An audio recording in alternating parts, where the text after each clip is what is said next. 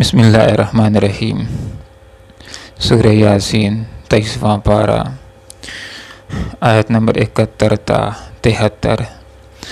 اعوذ باللہ من الشیطان الرجیم، بسم اللہ الرحمن الرحیم۔ اولم يروا انا خلقنا لهم مما عملت ايدينا انعاما فهم لها مالكون وذللناها لهم فمنها ركوبهم ومنها ياكلون ولهم فيها منافع ومشارب افلا يشكرون۔ صدق اللہ العظیم۔ سبحانك لا علم لنا الا ما علمتنا انك انت العلیم الحکیم۔ اولم یرو، کیا انہوں نے دیکھا نہیں، انا یہ کہ ہم نے خلقنا، ہم نے پیدا کیا، لہم ان کے لیے، مما ان میں سے جن کو عملت بنایا، ایدینا ہمارے ہاتھوں نے، انعامن مویشی، فہم پھر وہ لہا ان کے مالکون مالک بن گئے ہیں، وذللناہا اور ہم نے تابع کر دیا ان کو، لہم ان کے لیے، فمنا پس ان میں سے بعض پر رکوبہم یہ سوار ہوتے ہیں، ومنہا اور ان میں سے بعض کو یاکلون یہ کھاتے ہیں، ولہم اور ان کے لیے فیہا ان میں منافع اور بھی فائدے ہیں، ومشارب اور پینے کی چیز، افلا یشکرون کیا یہ شکر ادا نہیں کریں گے۔ محترم سامعین، سورہ یاسین کی ان آیات بینات میں اللہ کی توحید اور قدرت کا بیان ہو رہا ہے کہ اللہ رب العالمین ہی وہ ذات بابرکات ہے کہ جس نے اس کائنات کی ہر چیز کو بنایا ہے، اور کائنات کی ساری چیزیں اللہ رب العالمین نے انسان کی خدمت کے لیے لگا دی ہیں، انسان کے لیے مسخر کر دی ہیں، اور حضرت انسان کو اللہ رب العالمین نے اپنی عبادت اور بندگی کے لیے پیدا کیا ہے۔ یہاں پر اللہ رب العالمین نے ارشاد فرمایا کہ کیا یہ لوگ غور و فکر نہیں کرتے کہ ہم نے انسانوں کے لیے کیا کیا بنایا ہے، اور انہی میں سے مویشی بھی ہیں، جاندار بھی ہیں، چوپائے بھی ہیں، عملت ایدینا جن کو بنایا ہے ہمارے ہاتھوں نے، ہمارے ہاتھوں نے بنایا، اس سے مراد یہ کہ ان کو ہم نے اپنی قدرت کے ذریعے سے بنایا ہے، انعامن مویشی، فہم لا مالکن پھر یہ لوگ ان جانداروں کے، ان جانوروں کے مالک بن گئے ہیں۔ گھر کے اندر گائے بندی ہوتی ہے، ریوڑ ہوتا ہے جانوروں کا، انسان کہتا ہے میں اس کا مالک ہوں، یہ میرا ہے۔ تھوڑا سا غور و فکر کر لے کہ ان کو بنانے والا کون ہے، ان کو پیدا کرنے والا کون ہے، تو انسان اس ذریعے سے توحید تک پہنچ جائے گا، اس کا اللہ رب العالمین کے اوپر ایمان مزید مضبوط ہو جائے گا۔ وَذَلَّلْنَا اور ہم نے تابع کر دیا ہے ان جانوروں کو، لہم ان انسانوں کے لیے۔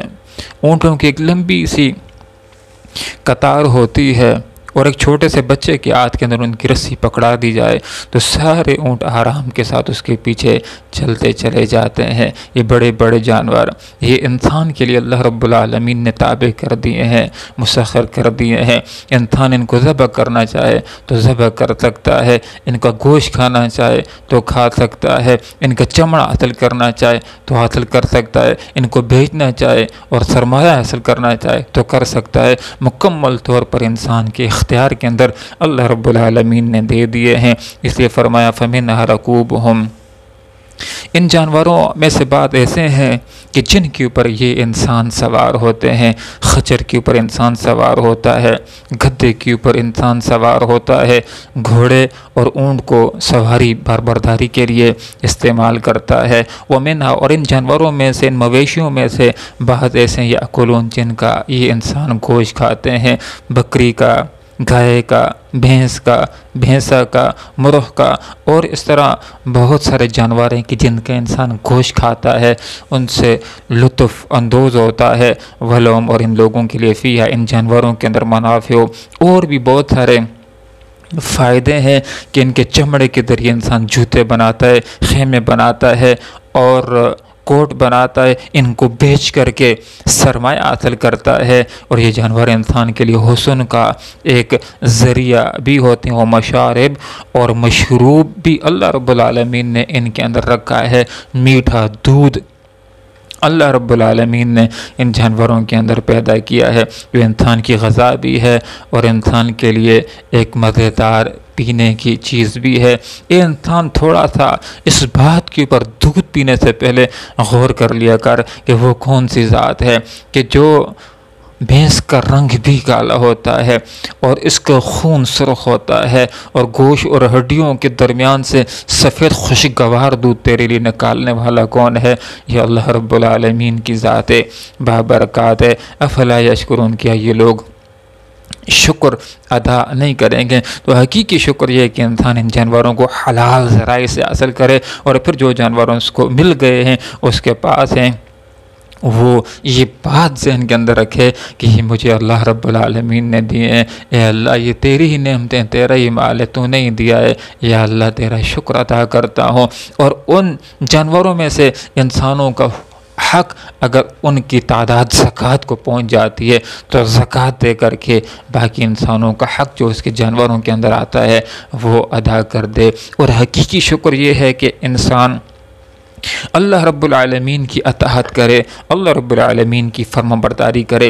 آپ صلی اللہ علیہ وسلم تہجد کی نماز ادا فرما رہے تھے، اور اتنا طویل قیام کی آپ صلی اللہ علیہ وسلم نے کہ زوجہ محترمہ کو آپ صلی اللہ علیہ وسلم کی پر ترس آ گیا۔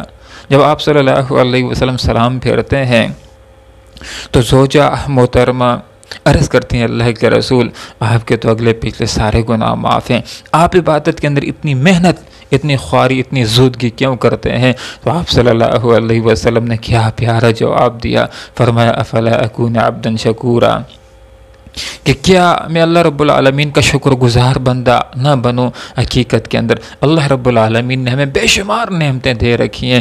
جو انسان اللہ تعالیٰ کی اطاعت کر رہا ہے، اس کی عبادت کر رہا ہے، اس کی بندگی کر رہا ہے، وہ حقیقی معنوں کے اندر اللہ تعالیٰ کا شکر ادا کر رہا ہے۔ اور یہ ضابطہ ہے، لئن شکرتم لازیدنکم ولئن کفرتم ان عذابی لشدید، کہ لوگوں اگر شکر ادا کرو گے تو میں تمہارے لیے نعمتوں میں اضافہ کر دوں گا، لیکن اگر ناشکری اختیار کی تو پھر میرا عذاب بڑا سخت ہوتا ہے۔ اللہ رب العالمین سے دعا کرتے ہیں کہ اللہ تعالیٰ جائز طریقے سے نعمتیں حاصل کرنے کی توفیق عطا فرمائے، پھر ان نعمتوں کے اندر بندوں کا جو حق نکل سکتا ہے وہ حق نکالنے کی، اور پھر خصوصی طور پر اطاعت کے ساتھ، اللہ کی بندگی کے ساتھ اللہ تعالیٰ شکر ادا کرنے کی توفیق عطا فرمائے۔